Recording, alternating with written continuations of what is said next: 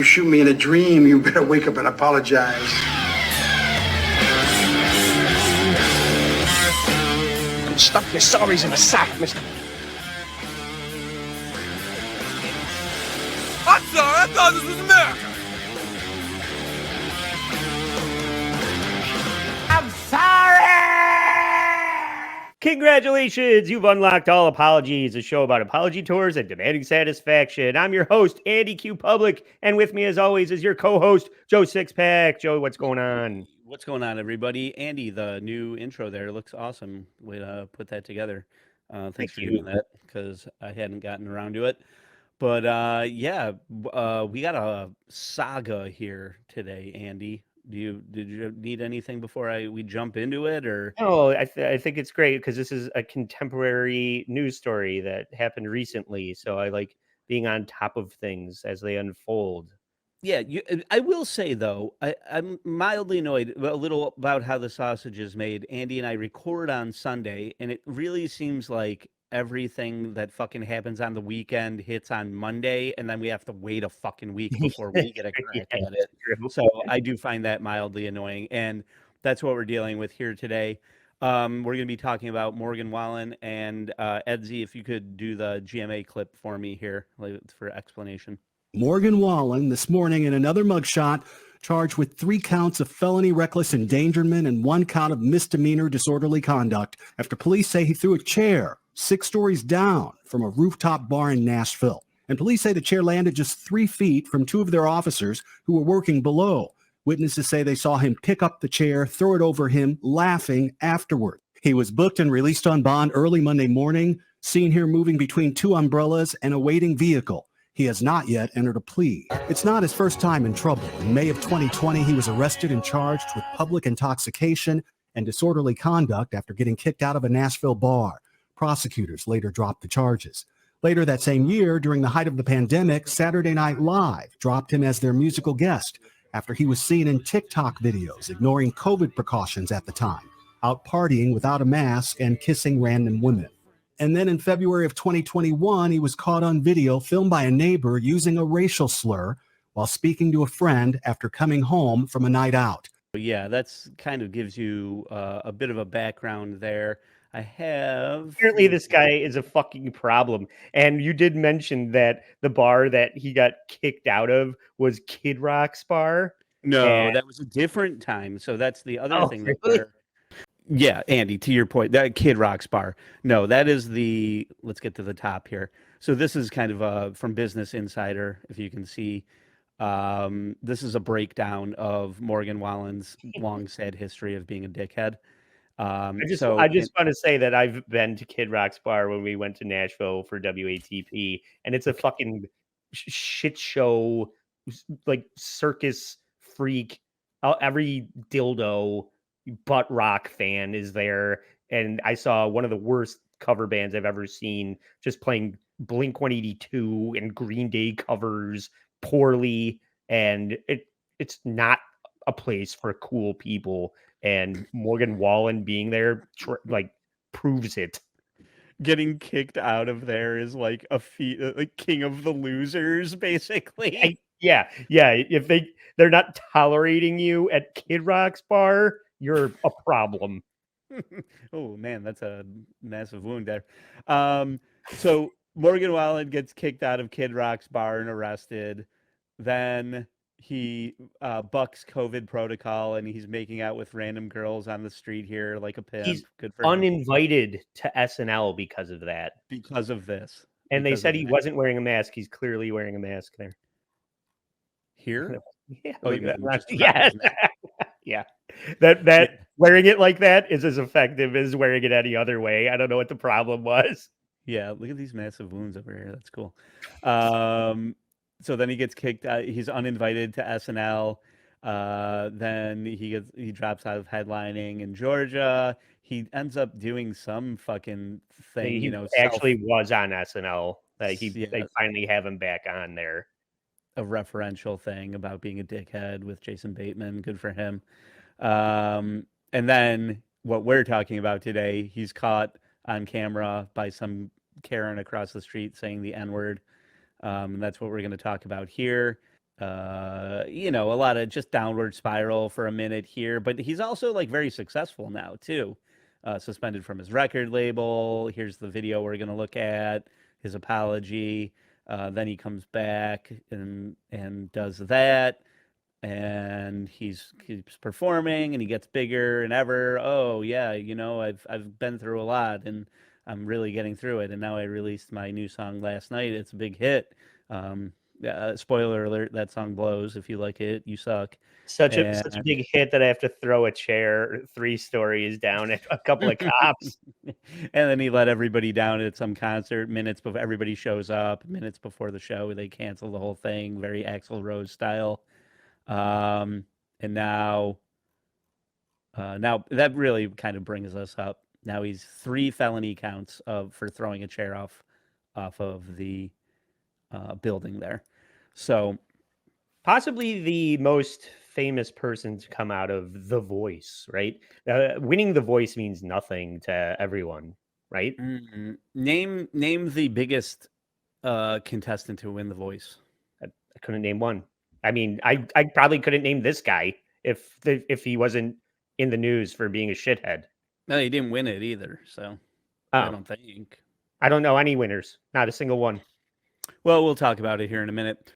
But so that's what we're talking about. This guy, he came through The Voice, like as Andy mentioned there, and oftentimes not winning is better than winning, right? Because you're not like locked into some contract with Carson Daly and fucking Blake Shelton for whatever you have to do. You know, you can like you got your 15 minutes and then you're on to negotiate a better contract, basically. Yeah, probably. That seems what happened with him. He got to grow out his mullet really effectively. Fucking terrible hairdo. Oh my god, I blame Patrick Mahomes for the most part. But so let's get in. So what had happened was, do we have Andy? You did pull the offense. I'll take it. I have a roundup of that because let's do that. Now that Morgan has fucked up, he has to do what everybody that fucks up the worst does, and hang on. Down with the. I'm sorry. Before you do that, but let's just be clear here. We're talking. He is in the news now for throwing the chair off of the bar. Yeah, he hasn't apologized for that yet. Felony accounts for that. That's not what we're covering here. We're covering him saying the N-word in 2021. Being caught saying the N-word back in like 2021. Right. Just to be clear. Okay. And now Morgan has to sit down with the arbiter of every fuck up in the modern world, Michael Strahan. In clip 1, this is Strahan taking him to task. There are going to be a lot of people who are going to watch this interview and say he's only sitting down because he wants to clean up his image. It's all a performance. So what do you say to that? I understand that, I understand that I'm not ever going to make, everyone happy. I can only come tell my truth, and that's all I know to do. Yeah. I mean, if you're sitting down with Michael Strahan, you know you fucked up. And I hate this my truth garbage. Just because your perception is your reality doesn't mean it's a fact or the truth. Because if I'm sure Marjorie Taylor Greene thinks that earthquakes and eclipses are God's way of telling me to vote for Trump in November. Shove your truth up your lying ass. He's speaking his truth like a 36-year-old yogi woman who just got divorced for the 3rd time and is now into crystals, and she wants to share her truth with you. That's the truth that he's sharing. Yeah. So clip 2 is some of the TMZ footage of the actual incident. Let's just see how well they cover it, but there's going to be a little more of like a background of like what this is all about. But in January, neighbors recorded this video obtained by TMZ showing Wallen using a racial slur outside his Nashville home. The music world responded swiftly. Within hours, Wallen was suspended from his label, his songs pulled from the radio and streaming playlists, and he was declared ineligible for the upcoming Academy of Country Music Awards. oh no, I can't win a country music award. That's what hurts the most. Like, who fucking cares? He had really hoped to take home a valueless trophy for being the most milk toast pandering bore fest in the laziest genre of music, pop country. And you could see there, it's bleeped out, but he's out with a white friend and he's yelling like, "Take that N-word Bitch home." ass, bitch Yeah, ass N-word. and Yeah. some tattletale is videotaping it out of their window from across the second story across the street.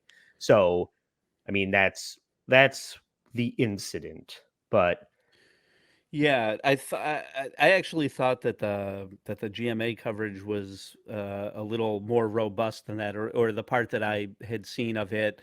You know, they're falling out of a vehicle or whatever, and this is a scenario just to set the stage here for people. I'm not trying to say this is right. Yeah, obviously, he's very wrong in this whole thing, but it's not like he was being hateful towards a black person about this. He was like fucking with his friend in a very obviously inappropriate way. But I just want to be clear that he wasn't like this was not like hate speech towards a group of people. yeah, He was saying something inappropriate to and about his friend who wouldn't, keep drinking with him or whatever. yeah, Just you're right just though. to I set the mean, stage here. it's worth mentioning that he wasn't using the N-word towards a black person. So Mhm. it could have been even worse. I mean, it's bad, but it could have been a lot worse. And Morgan's going to recount the experience of learning how badly he fucked up when his manager called him in clip 3. When did you realize that what you had done was a big deal? My manager called me probably 2 hours before the video came out. He's like, "Are you sitting down?" And no one's ever called me and said that before. I went to one of my friends has a house, out in the middle of nowhere. Just sitting in that house trying to figure out what it is I'm supposed to do. All these idiots run in away into the woods and they dig a hole and sit in it in the woods to get away from their problem. We just saw Velveteen Dream do the same thing in the field somewhere. We on the mini episode. If you want to join the Patreon, patreon.com and /all apologies podcast. We covered the D&D dungeon master Gabe Hicks fucking up a polyamorous relationship. Somehow he can't figure out how to be poly with a bunch of hot chicks, and he goes and he's apologizing in the middle of the woods somewhere. This is like like Morgan Wallen. this is like a Pineapple Express, Andy, where Seth Rogen and James Franco run off into the woods and they just smash their phones in the woods because they're running away from the drug dealers. Yeah, They yeah, just go nowhere. yeah. He's in some Evil Dead style haunted cabin in the woods. Just put this guy out of his fucking misery. Yeah. Morgan is going to explain away the use of the word as roast style comedy between friends in clip 4. Take me back to that night. I had some of my, longtime friends in town. We'd kind of just been partying all weekend, and we figured we'd just go hard for the 2 or 3 days that they were there. How did this happen? Out of nowhere? You just refer to someone with a racial slur?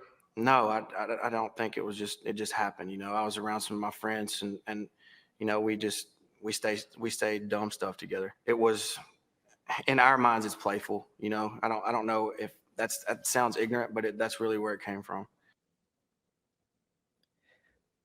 So if he had just said, you take your broke dick husband home because he's not going to satisfy you sexually, this wouldn't be happening. That's the type of joke where you're like, you're a penniless loser because you failed 7th grade. Then, that's the type of thing he's roasting his friend like, except that he went with the N-word instead of anything else of like you demeaning your friend. And he was using the N-word to demean a white person.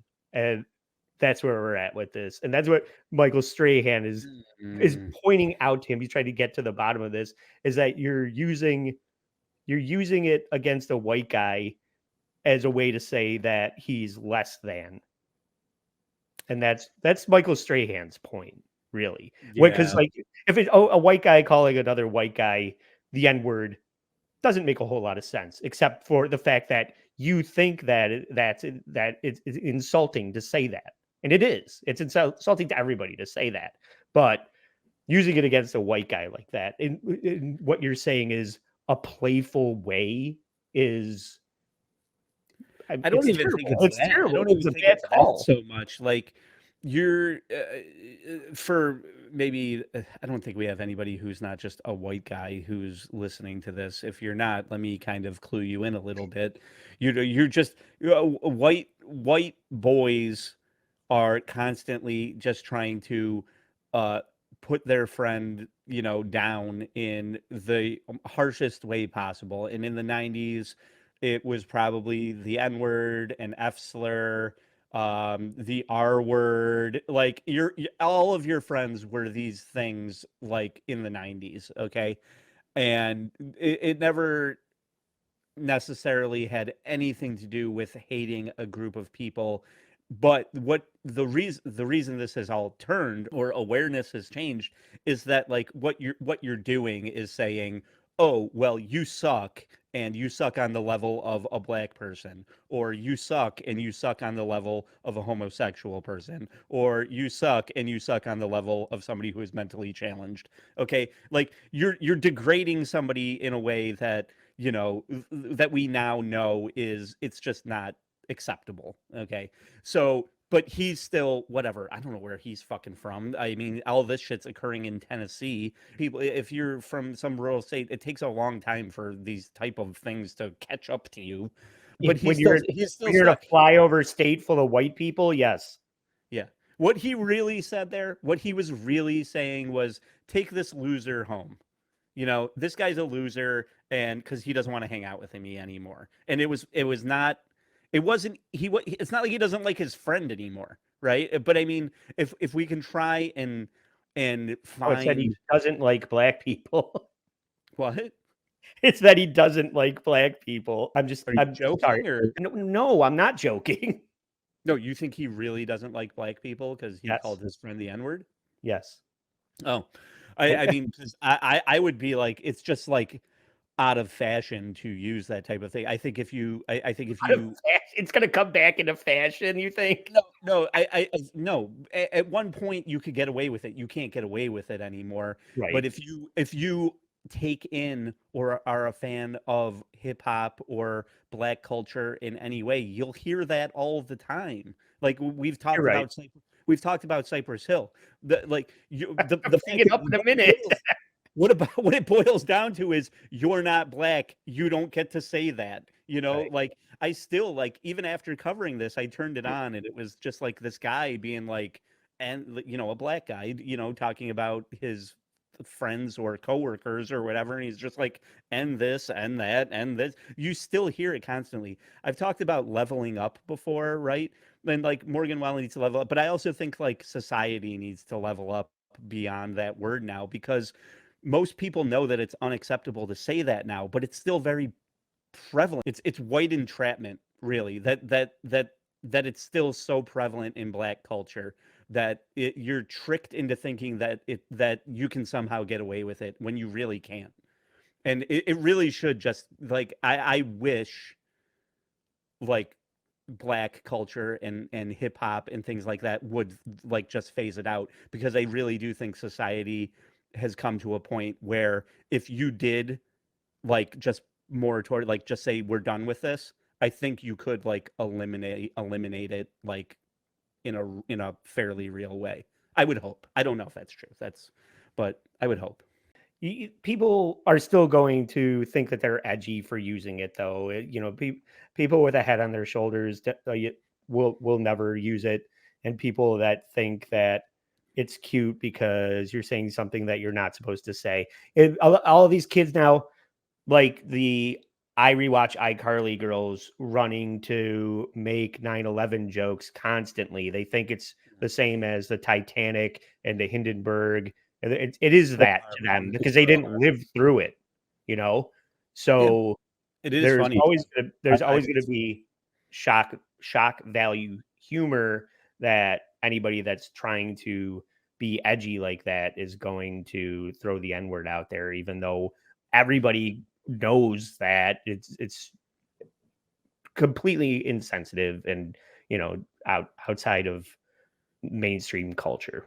And that's what Michael Strahan is going to try and point out to Morgan in clip 5. And it's wrong. And had there been no video of the incident, we obviously wouldn't be sitting here right now. This is not the first time you said the word. This is the word that you use frequently amongst your friends. I wouldn't say frequently. No, not frequently. It was just around this certain group of friends, I would say. In what way was it used? You know, it's one of my best friends. We were all clearly drunk, and I was asking his girlfriend to take care of him because he was drunk and he was leaving. I didn't mean it in any derogatory manner at all. Right. If the N-word falls in the forest, Joe, and a black guy isn't around to hear it, is it still racist? Dude. But that's what he was saying. He was saying what you were saying. We were tying one on, and we were listening to Cypress Hill a lot, and I got a real Be Real vibe going. And you know how it is, Michael. That's dude basically what he was saying. I'm not sure I've ever seen Michael Strahan so like upset to be talking to a person, or like he looks like he wants to leap out of the chair and beat the shit out of him. I know he's leaning into. This isn't the first time we've seen Michael Strahan have this conversation before with somebody, right? Or about the he's N-word? definitely I don't interviewed. think so. Well, we've definitely had clips of Covered him. We covered him with Logan Paul about the Suicide Forest, and then we covered him with Billy McFarland about Firefest. And so the Firefest guy. That must be But what we haven't seen this version of Michael Strahan. So we've seen him interview people about their failings, but we've never seen him talking to somebody about racial inequality or the N-word or anything like that. And what I can say is he looks like he wants to tear this kid's head off. Well, Michael also wants to know why Morgan would think it's cool to run around screaming the N-word across the whole neighborhood in clip 6. There are a lot of people going to say, okay, we've been drunk. We never used the word. Even when you're drunk, there are certain things you do and you don't do. What made you think that the word was ever appropriate to use? I'm not sure. I think I was just ignorant about it. I don't think I sat down and was like, hey, is this right or is this wrong? And do you know the history of the word? Oh, yeah. Well, Morgan's history with the word is his grandfather screaming it at the TV every time the Cosby Show came on. It's his dad watching their favorite football team lose on Sunday, and his dad being upset about the score. That's Morgan's history with the N-word, allegedly. I'm assuming, but he doesn't have the same experience that Michael Strahan has with the N-word, obviously. So I usually shit all over Strahan for being, ineloquent with the lisp, but I have to give him credit with this one here because he breaks this down for an ignorant redneck pretty well in clip 7. I've heard some stories in the initial conversations that I had after that, just how some people are, treated even still today. Watch his face. I haven't seen that with my eyes, that pain or that insignificant feeling or whatever it is that it makes you feel. That goes back to slavery used by white people to dehumanize Black people and make them feel less than. It's also, I think if you dig deeper, a word that a lot of Black people heard before they were terrorized, beaten, or even possibly killed. So it's a word that really, I've been called it, makes you mad, makes you angry, doesn't make you feel good at all. You can see the look on Morgan's face. He's just, oh, thank you for explaining that point of view that has never occurred to me before.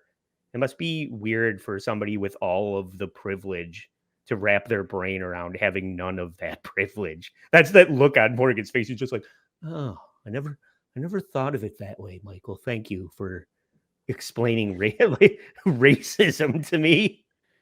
I don't know. I don't know how you can be like. I found it preposterous when Strahan's like, "Do you know the history of the word?" It's like, how could you not? You know, like well, he didn't even bring up slavery. It didn't come out of his mouth. right. Yeah. I'm sure he doesn't want to bring it up, But I mean, it's well, it, I don't know how to, I don't know what I'm trying to say with this, but I admire Michael Strahan's wherewithal to be like, well, maybe he just doesn't even know. Like, maybe this generation is just so far removed from like American history that like he legitimately doesn't even understand what he's saying. yeah. And I think that's like very, or I don't know if it's derogatory to be like, this dumb white kid doesn't know anything, or if it's like very generous of him to be like, maybe he just doesn't even know. He Which is, doesn't. I mean, that's just like that's dumbfounding. well, that's to my point. Like he's never been put in a position to have to bother to know. Right. Yeah. No, but yeah, no, I understand like thinking that Morgan Wallen is so stupid that that's the case, but I also find it admirable for Michael Strahan to even like start from that position, because usually you would just be like fucking racist cracker, you know, Yeah. default, you know, That's right. of course this country fucking cracker is racist. Of course. Right. That's where I would have started. Okay. But Morgan wants us to know that he's consulted his spiritual leaders or some shit, and he went to a high-end resort that has all of the amenities except a fully stocked bar to think about what he's done in clip 8. Who did you speak with? BMAC is one of the first organizations that I spoke with, the Black Music Action Coalition. I spoke with Kevin Lyles. I spoke with Eric Hutcherson. With BB Winans is another one that I spoke with. I went and checked myself into rehab. And for 30 days, I spent some time out in San Diego, California. You know, just trying to figure it out. Why am I acting this way? Do I have an alcohol problem? Do I have a deeper issue? I'm sure it was You do. really, yeah, I'm sure it was really hard getting a deep tissue massage after eating a nice breakfast of French toast before you got in the hot tub and thought about what label you were going to sign with after this all blows over. Yeah. Way to go to rehab in for a 30 days. perfect 77-degree San Diego climate. Yeah, it was real difficult. Right. But at this point, let's pivot into your clip packet. I have a couple more that we'll come back to, but let's get into the actual talking to the camera apology video that everybody has to do when they fuck up. Yeah, so we've mentioned it here. Like, so Morgan ran off into the woods. This looks like he's in some shanty, hiding out. He's trying to find some peace of mind by going hunting and fishing. But he took a minute to record this video for everyone. And in my clip 1, he had no time to think about this. I was made aware of the video being posted to TMZ with hardly any time to think before it was released to the public. I was asked if I wanted to apologize, and of course I did. I wrote many detailed thoughts, and only a portion of those got used, which painted me in an even more careless light. I'm here to hopefully show you that that's not the truth. Yeah, I wrote many thoughts, but mostly they just said, fuck you, fuck this. And then it was just like the N-word over and over again, like in The Shining. So he's got his apology wall there. You know, he's very set up. I will note, this is very, an army of PR people have assembled this statement for him. That you think that the PR people didn't maybe go, hey, maybe just wear like a nice polo instead of something that you would wear to lynch a black guy? What is he wearing? Why are you dressed like you're whatever? You just got back from duck hunting.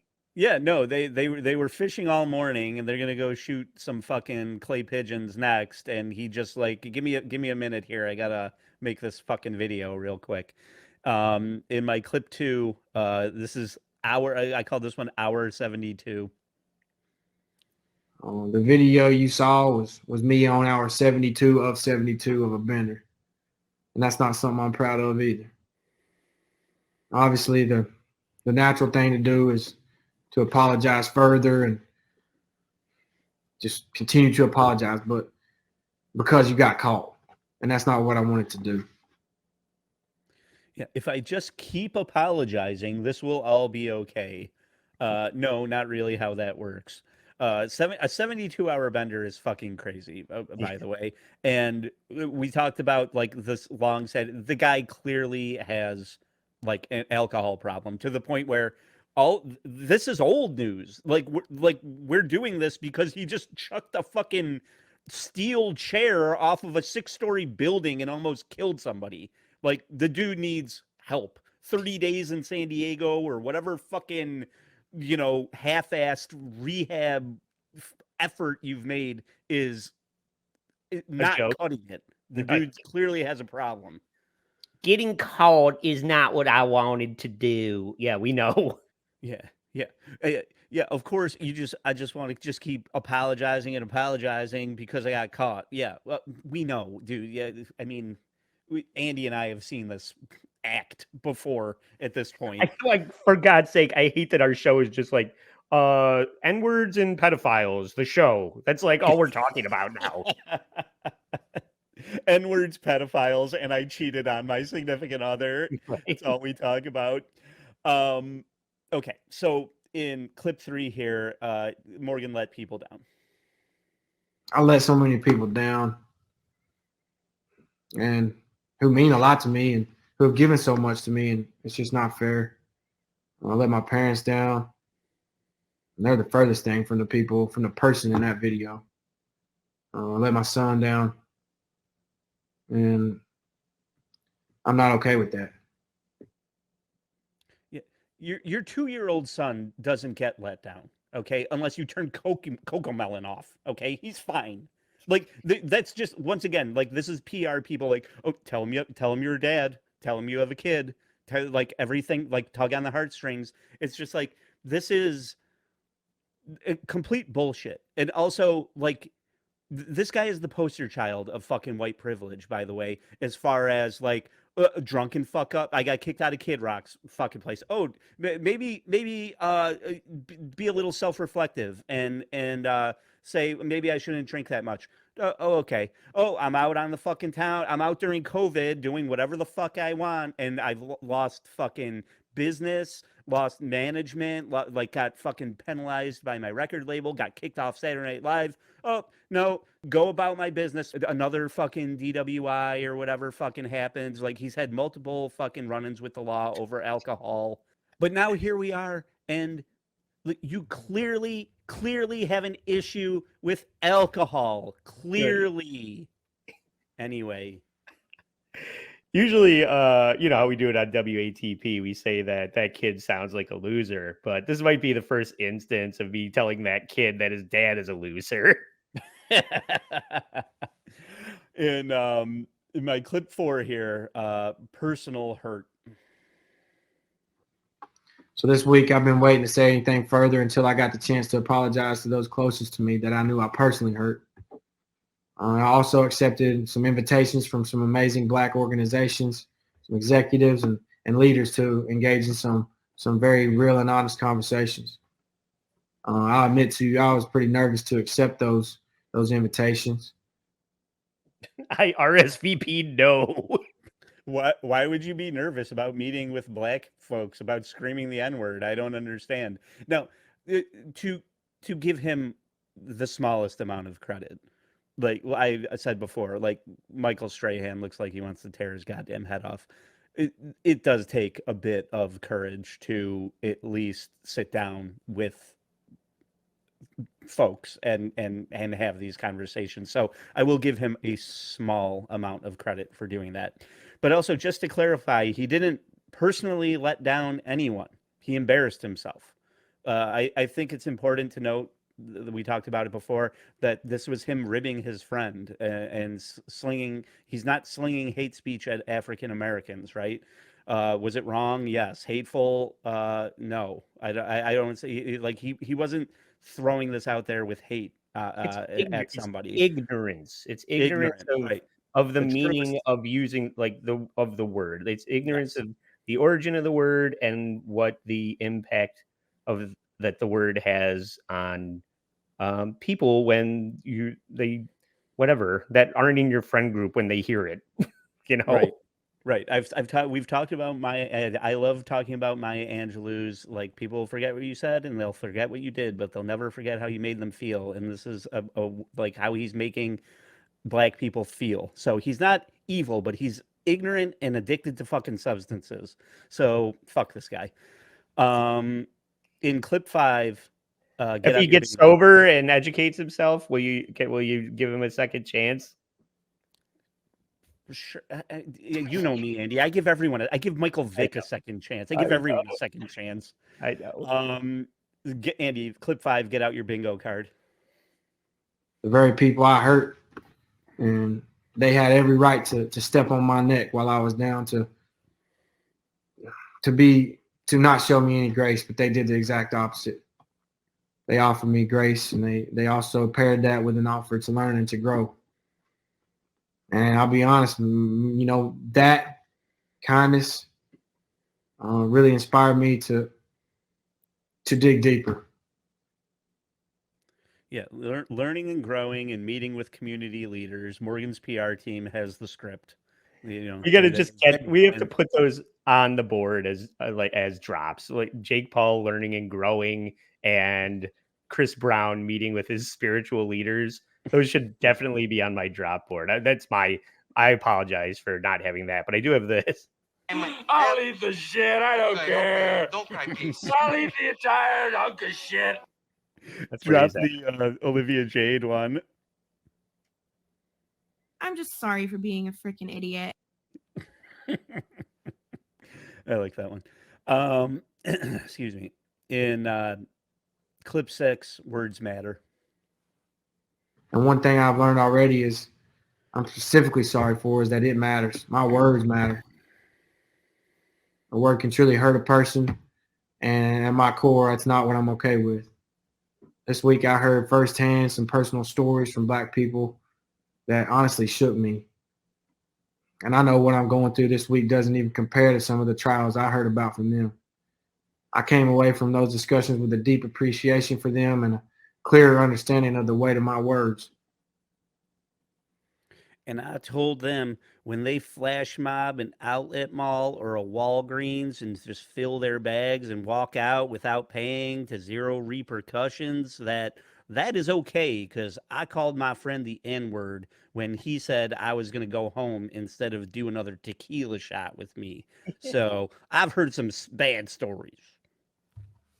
I'd like to think that was true, that somebody changed his mind a little bit, at least. But I don't know. For the most part, he's a crazy ass cracker. Well, what I really want to see is after the camera's cut between him and Strahan and what that conversation was. Like, if you had a making of, documentary where there's like a camera next to the camera and it's just like, okay, cut, we got the interview. Michael, did you have anything you'd like to say to Morgan after this? And Michael Strahan's like a mile down the road. Fuck this guy. Yeah, I'm sure. Good. In my clip 7 I called this the circumstances. I wish the circumstances were different for me to learn these things, but I'm also glad it started the process for me to do so. I've got many more things to learn, but I already know that I don't want to add to any division. This week was a big lesson that sometimes we can do just that without even knowing it. Our actions matter, our words matter, and I just want to encourage anyone watching to please learn from my mistake. My actions of drinking for 72 hours straight and the piss drunk words I spoke, well, don't be like me, son. I'm a victim of circumstance. Oh, and I have a long, sad history of abusing alcohol and not being held accountable for my slobbering actions. I'm a fucking dickhead. Fuck him. Idiot. Of course, words matter. You're a songwriter, you idiot. Great point. Words matter. No, God, no. His music sucks, by the way. Like, It is the pop punk or like the pop country shit that, If you dislike country, this is the music you dislike. Yeah, And I as far as said I didn't that's why I find said anything it up front. It's the worst kind of music. It's terrible. Did you see Chris Stapleton on SNL? No. Go watch Chris Stapleton if you want to know what good music is. Was this recent? Yeah, it was on this Saturday night. Oh, okay. I will check it out. I conflated the two stories because I had seen Sturgill Simpson on Saturday Night Live, which is a great performance, by the way. Go check it out. But I thought this whole story of Morgan Wallen was Sturgill Simpson, like because I think this story came out very close to Sturgill Simpson's performance on Saturday Night Live. So I was just like, oh, Sturgill Simpson's like a fucked up racist or something like that. And then I'm like, oh, God, but I like some of his music. So me finding out that it's Morgan Wallen, I'm just like, oh, this is great. I can fucking like Sturgill Simpson again without feeling bad about it. Yes. I'm sure he's done fucking tons of horrible shit too. Anyway, Sturgill Simpson's done nothing wrong. Let's not drink Sturgill Simpson. Keep Sturgill out of your mouth. In clip 8, not the man I want to be.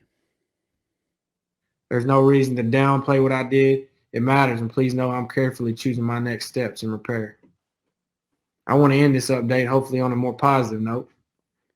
Since that video was taken, I've been sober for 9 days. It's not all that long of a time, but it's enough to know the man in that video is not the man that I'm trying to be. And yet here we are. You know, like once again, we're covering this for a reason. Yeah. I think if we can further celebrate some of Morgan's achievements, he did not yell the N-word while throwing the chair off of the roof of the restaurant. So baby steps. Good job. You know, he yelled it before he threw it off. He yelled Wu-Tang and then threw it off.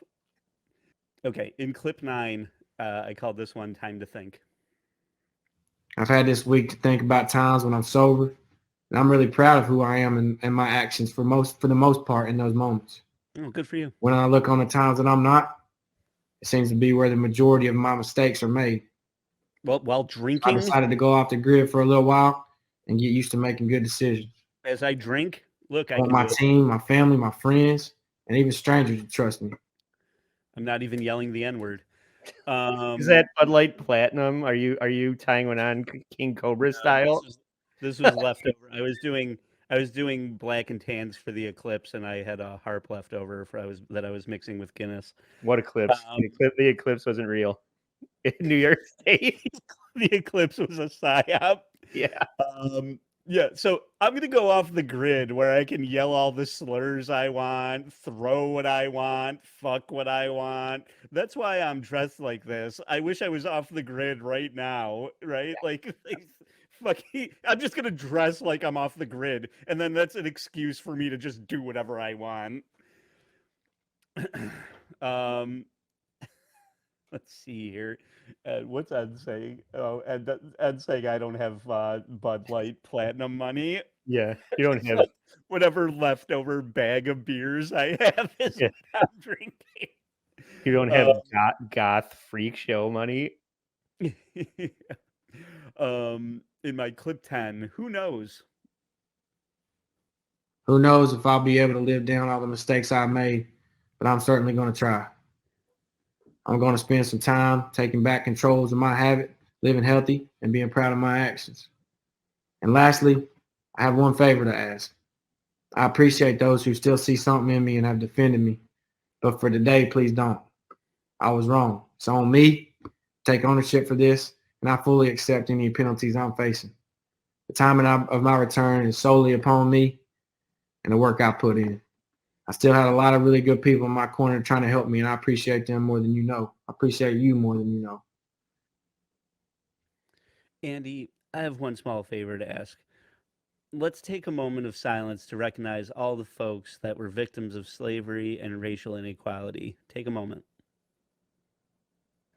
Okay, now that we've solved racism, we can move on to more important topics. Yeah. Check out my new single. I hate everybody, especially N-words. Yeah, don't defend me today, right now. After you watch this video, keep defending me then. All right, thanks, Morgan. We'll do that. In clip 11, Morgan needs Jesus. This entire situation is ugly right now, but I'll keep searching for ways to become the example instead of being made one. In closing, I'm not trying to be a holy roller or anything, but this week I remembered a passage from Paul that always stood out to me. And I'm thinking maybe a moment like this is why. In 1 Corinthians 13:11, it says, when I was a child, I spoke like a child, thought like a child, reasoned like a child. When I became a man, I gave up childish ways. Yeah, Morgan gave up child. Not the quote. I'm sorry to cut you off, Joe. No, You keep Jesus out of your goddamn mouth. If we know anything about Ed, it's that he loves Jesus. Yeah, Morgan gave up childish ways. He grew up, got shit hammered drunk, and tried to kill cops by hucking a chair off a 6-story building. We all have to grow up sometime, I guess. Fucking guy. Well, he did say, don't defend me, to his fans. So his fans decided that they wouldn't vocally defend him, but they wouldn't support him verbally. But what they did do was support him financially. So just in case you think that this interview that Michael is conducting is getting through to Morgan and they're worried about like this, and Morgan is like worried about what might happen, get ready to be fucking disgusted in my clip 9. In the 9 days following the release of the video, downloads of Wallen's album skyrocketed by 500%. And that album has spent 24 weeks as #1 on the top country album charts. Right. So he got dropped by his label and blocked from award shows, but all the bubbas across the middle America are just start throwing Confederate gold at him. And he's just like, celebrities are just like us, Jethro. I use the N-word in my wedding vows. Let's give Morgan more money. Yeah, and it's just I'm watching the video there, and somebody's handing him a beer, and country music is just so ingrained with alcohol, like bourbon and fucking Bud Light and everything. Like it's just like if you took away booze and trucks, they'd have nothing to fucking talk about. You're right. But I guess Morgan, to his credit, does recognize how fucked up that is, and he tried to pay it forward in a constructive way. This incident, my album was already doing well. It was already being well received by critics and by fans. Me and my team noticed that whenever this whole incident happened, that there was a spike in my sales. So we tried to calculate what the number of how much it actually spiked, from this incident, and we got to a number somewhere around $500,000, and we decided to donate that money to some organizations, BMAC being the first one. Andy, it was $8,800 that they donated. Yeah, I maybe would have doubled it, Morgan, just to maybe like make an impact, but try not to call it reparations when you're explaining it to your friends later. That's just embarrassing too. Like, by the way, that amount. But my point is just that for a guy who's a millionaire, maybe you could up it up, double it. Like that's what you do. You take whatever everybody earned in the charity, and then you contribute that same amount of your own money. I mean, this was all of his own money, but just sweeten the pot for fuck's sake. You used to hear Howard Stern talk about tipping a lot. Like everyone, like what am I supposed to tip? Like what's an acceptable tip? And you just don't. 90% of the conversations that I ever heard him talk about it was just like he's just like dramatically over tipping always, because God forbid you just come off looking like a cheapskate or like looking like somebody who we all know you've got the money, right? Like, so, and that's what's happening to him here is like great, good job, Morgan. Thanks for doing that. But no, here's a conspiracy theory that I'm just going to invent for you right now is that the government is devaluing the dollar. This whole inflation and the cost of everything is all going up, up, up. And that's all in an effort to bring down the amount of reparations that they'll have to. It's going to be the equivalent of handing out $5 bills fucking at the end of the day because the value of the dollar is meaningless now. Yeah. And then the second they get past that, oh, the economy's fixed. Here's a $5 bill and a $5 foot long. We're square. Okay, the last clip from the interview, Michael wants to know if Morgan thinks that there is a race problem in country music. You might be shocked to learn the answer. So do you believe there is a race problem in country music overall? I mean, it would seem that way. Yeah. You know, I haven't really sat and thought about that. What's to think about? There's a race problem in every single facet of American culture. So it's a pretty easy answer for a guy that's screaming slurs in public, but don't think too long and hard about it, Morgan. Yeah. Meanwhile, Willie Nelson sitting here over there, leave me out of this, dickhead. Is there a problem with racism in country music? Yeah, everywhere. Every single person here is a racist. No, this is you, dude. Is there a problem in country music? Oh yeah, everyone. Me and him, everybody, come over here. We're all racist, right? No, dude. Not every artist, just in the genre.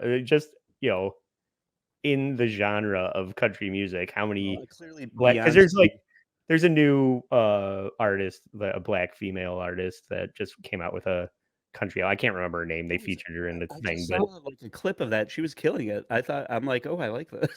Yeah, Beyonce's album is shit though. Fuck Beyonce. That's a gimmick. That's a gimmick. Off already. I'm not buying it. No Diddy. No doubt. All right, you said you have a couple clips to wrap up this. I think I know where this all started because he got his start on The Voice, right? Story of my life, I give her hope. I spend her love until she's broke inside. The story of my life. That fucking Adam Levine's face there at the end. I think he looks kind of like Drake Bell in that clip a little bit. Where's Brian Peck when you need him? Yeah. Morgan is competing against his own team member in that clip. And the captain of the team, it's Team Usher, and Usher had to make a choice. For the winner of this battle, I pick Stevie Joe. Stevie Joe moves on to the playoffs representing Team Usher.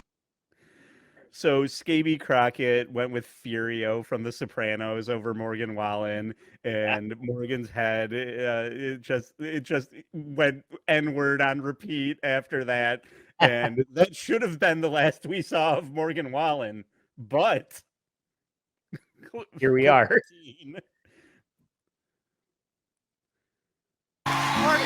Morgan.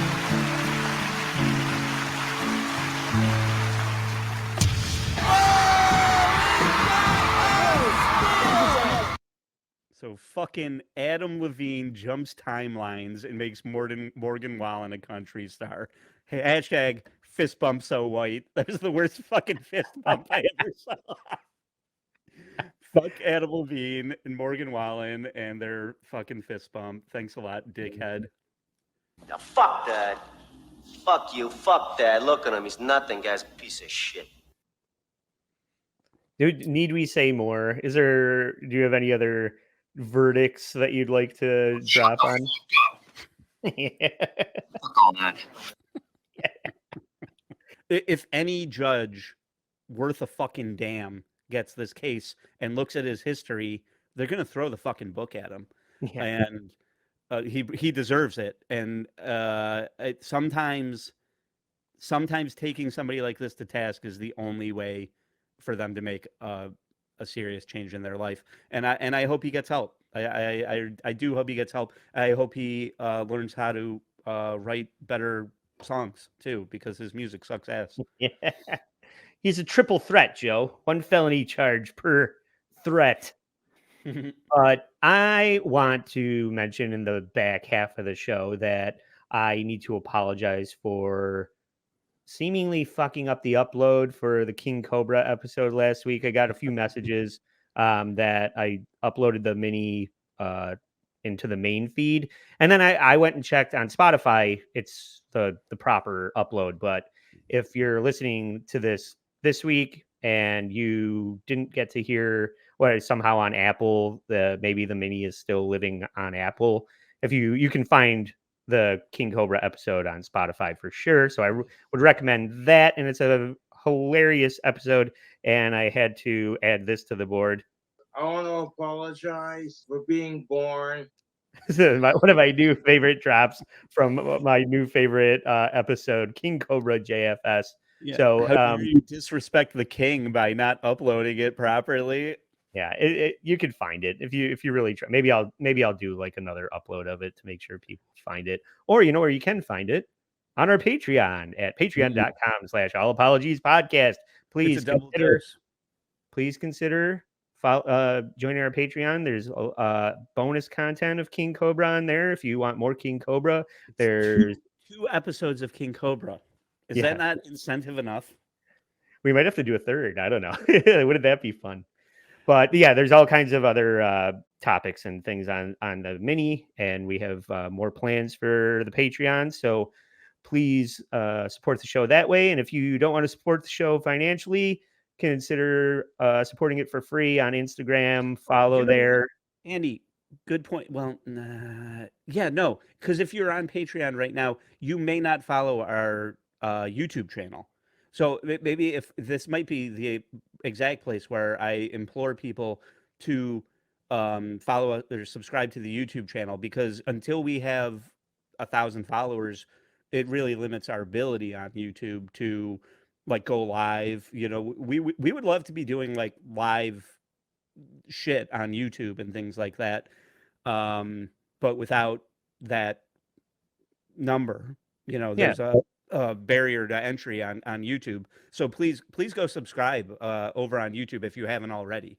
Right. I see a good amount of downloads when I look at the hosting analytics. So if you're only downloading the show in one place, maybe join the YouTube channel. Please follow the Instagram account. And if you are listening to this wherever you listen to podcasts, please rate and review the show. That's always good for the show. Also, let me toot you're not going to let me fucking wrap up the show. No, let me toot your horn and give you a little credit. You just did the Twitch stream with Kaylee. Yeah. Thursday matinee. Thursday matinee. Plug that.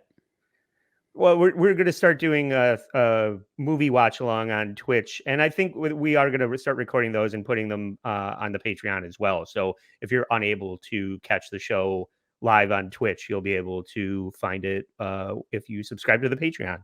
So very excited about that. I think we're going to do a lot of things and a lot of plans. Yeah, we're gonna do probably another one sooner than I think we said we're gonna do it the second Thursday of each month, but I think we're gonna do a little more frequently just to drive awareness of the show. So be on the lookout for, and again, you can find. Well, I'll be plugging it on our Instagram, so you'll know if you want to come check out what Kaylee's up to on the Thursday matinee show. That'll all be plugged on the All Apologies Podcast Instagram account as well. So I'm Andy Q. Public for Joe Sixpack saying, sorry.